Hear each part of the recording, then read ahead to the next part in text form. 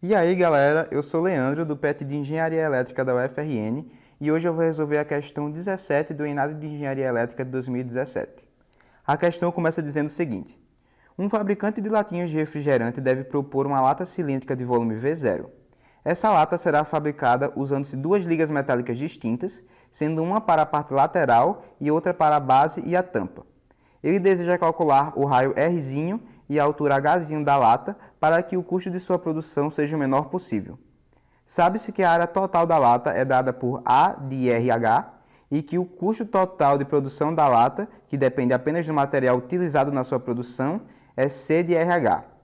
Para a solução desse problema, será utilizado o método dos multiplicadores de Lagrange. Com base nessa situação, avalie as afirmações a seguir acerca da solução desse problema. 1.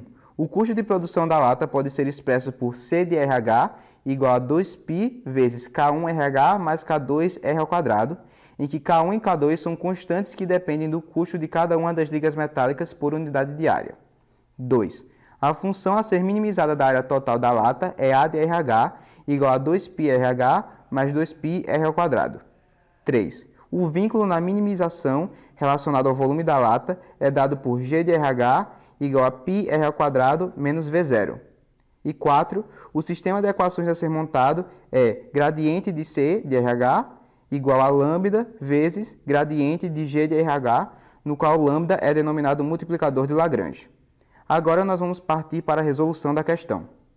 Para calcular a função custo, nós temos que ficar atentos ao fato de que ela dependerá do Rzinho, que é o raio dessa circunferência, e Hzinho, que é a altura do cilindro.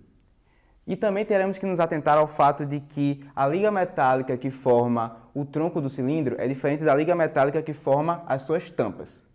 Então a função ficará da seguinte forma: K1, que é uma constante que representa o custo da liga metálica que forma o tronco do cilindro, multiplicado por 2πRH, que é a área do tronco do cilindro, mais K2, que é uma constante que representa o custo da liga metálica das bases do cilindro, multiplicado por πr ao quadrado, multiplicado por 2, visto que temos duas tampas.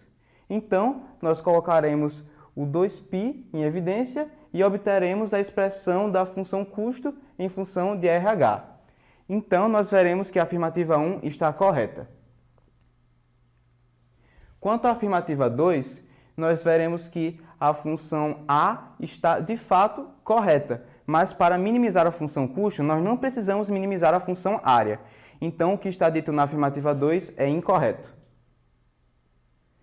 Quanto à afirmativa 3, nós temos que ver que a questão nos diz que o volume desse cilindro é constante e que o valor dele será πr ao quadrado, que é a área da base, multiplicado por h, que é a sua altura.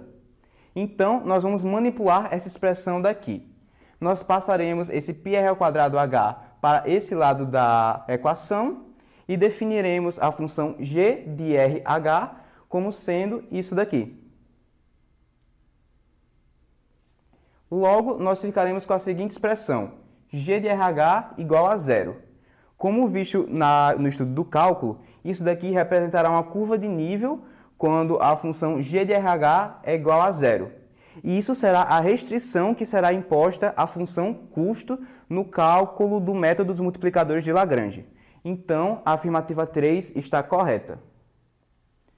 Quanto à afirmativa 4, nós teremos que o vetor gradiente C, que nós teremos que ver que o vetor gradiente é o vetor formado pelas derivadas parciais de C em relação a Rzinho e de C em relação a Hzinho, e o vetor gradiente de G de RHzinho será formado pelas derivadas parciais de Z em relação a Rzinho e de G em relação a Hzinho.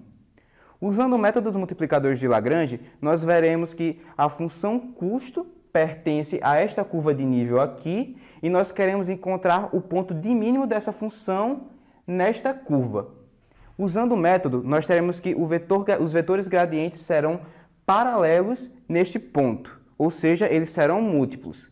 Para representar isso, nós diremos que o gradiente de C é igual a lambda vezes o gradiente de G, onde lambda será uma constante para representar a multiplicidade e, portanto, o paralelismo desses dois vetores.